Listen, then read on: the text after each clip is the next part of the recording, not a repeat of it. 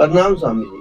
स्वामी जी, प्रेमानंद महाराज जी का और वृंदावन की एक सोसाइटी का कुछ विवाद चल रहा है। इसके बारे में आप क्या कहना चाहेंगे?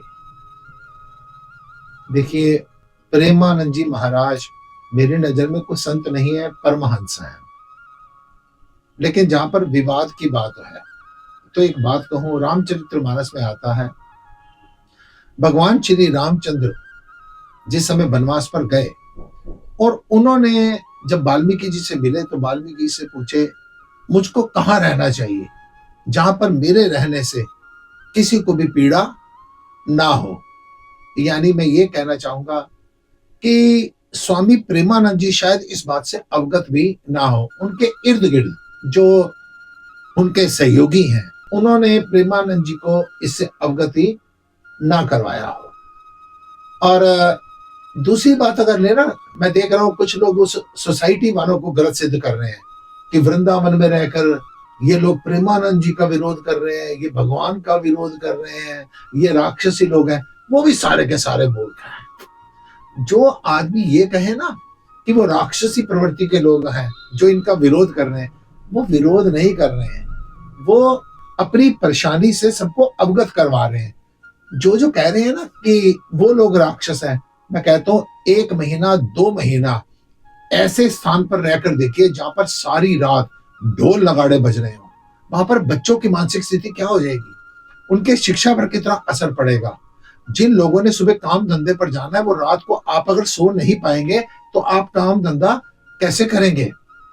जो बुजुर्ग लोग हैं, जो बीमार लोग हैं, वो सारी रात ढोल नगाड़ों की आवाज अगर आपके कानों में पड़ती रहेगी तो आप विश्राम कहाँ करेंगे। और जहां तक बात है स्वामी प्रेमानंद जी की, वो महान विभूति है। जब वो इस बात से अवगत होंगे ना तो वो पक्की बात है, वो रात का अपना कार्यक्रम सारा कैंसिल करेंगे।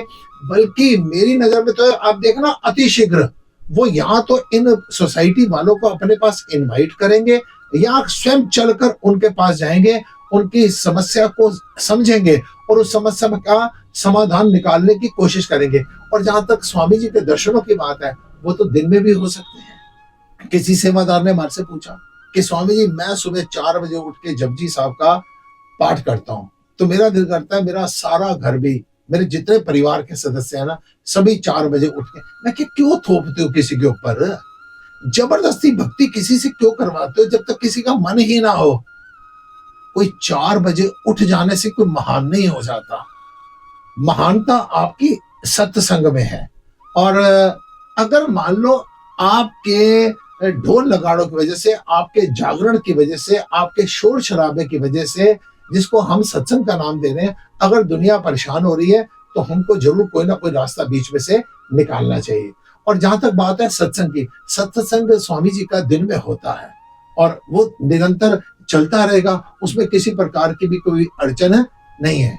मैं आपसे कहूंगा, जो लोग विरोध कर रहे हैं ना, उनकी समस्या को सुनना चाहिए।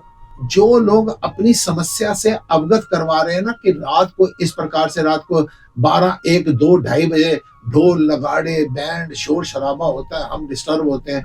और जो लोग इनको राक्षसी प्रवृत्ति के कह रहे हैं ना, वो भी सारे के सारे मैं कहूंगा मूर्ख ही हैं। उनको उनकी समस्या से तो कुछ ताल्लुक है नहीं है।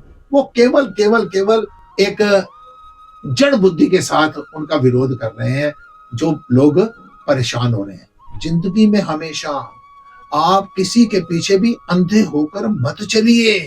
बिल्कुल नेचुरल रहना चाहिए, आदमी को संतुलित रहना चाहिए, बैलेंस बना के लाइफ को चलना चाहिए।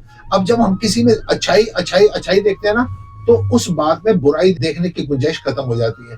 जब किसी में बुरा बुरा बुरा देखते हैं ना, तो उसमें अच्छाई देखने की गुंजाइश खत्म हो जाती है।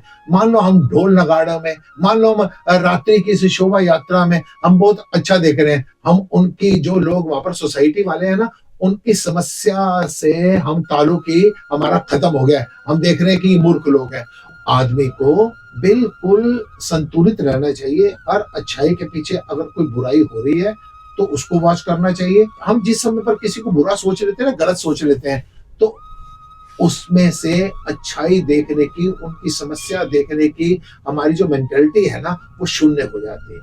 अतः मैं आपसे ये कहूंगा कि एक रात्रि में ढोल नगाड़े बजा लेने से ही भक्ति नहीं होती है। जिन्होंने स्वामी जी के दर्शन करने हैं वो दिन में भी कर सकते हैं।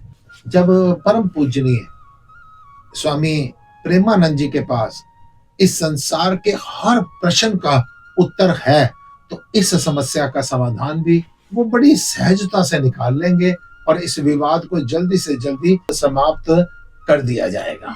स्वामी जी, जैसे आपने प्रेमानंद जी स्वामी जी का बताया है, अगर आपके साथ ऐसी समस्या आए तो आप इसका समाधान क्या करेंगे? मैं आपको बताऊं, हमारे जो परिकर है, हमने कम से कम 110 जागरण किए। वो कोरोना के बाद ऐसे सर्कमस्टांसेस बने कि जिस जगह पर जागरण होते थे वहां से हटकर अब घनी आबादी में हमारे जो आश्रम है श्री राज माता झंडे वाला मंदिर, अब वो जागरण जो है इस आश्रम के बीच में आ गया।